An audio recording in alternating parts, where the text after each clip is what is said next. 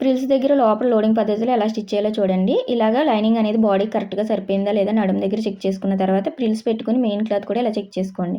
ఇప్పుడు main piece వైపు ఉందా లేదా చూసుకొని ఇలా హాఫ్ ఇంచ్ ఖర్చు ఉండేలాగా ఫ్రిల్స్ ఈక్వల్‌గా ఉండేలాగా అలానే కిందన డాట్ ఉంటుంది కదా!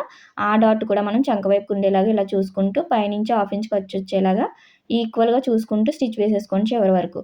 నార్మల్‌గా మనం లైనింగ్ ఇలా పెట్టేసుకొని స్టిచ్ వేస్తారు కదా! దీనివల్ల ఖర్చు అంతా మనకి లోపల సైడ్ కనిపించేస్తుంది. అలా కాకుండా ఇలా రివర్స్ చేసుకొని లైనింగ్ వైపు ఉందా లేదా ఇలా చెక్ చేసుకోండి. ఆ తర్వాత మనము ఇక్కడి నుంచి హాఫ్ ఇంచ్ వచ్చేలాగా స్టిచ్ వేసుకోవాలి చివరి వరకు.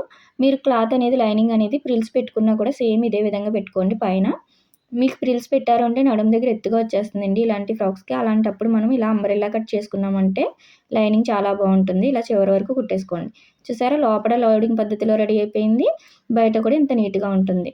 మనకి ఎక్కడ ఖర్చు అనేది కనిపించదు. ఇలా లోపలికి వెళ్ళిపోతుందండి. చాలా బావుంటుంది. వీడియో నచ్చితే లైక్ చేయండి.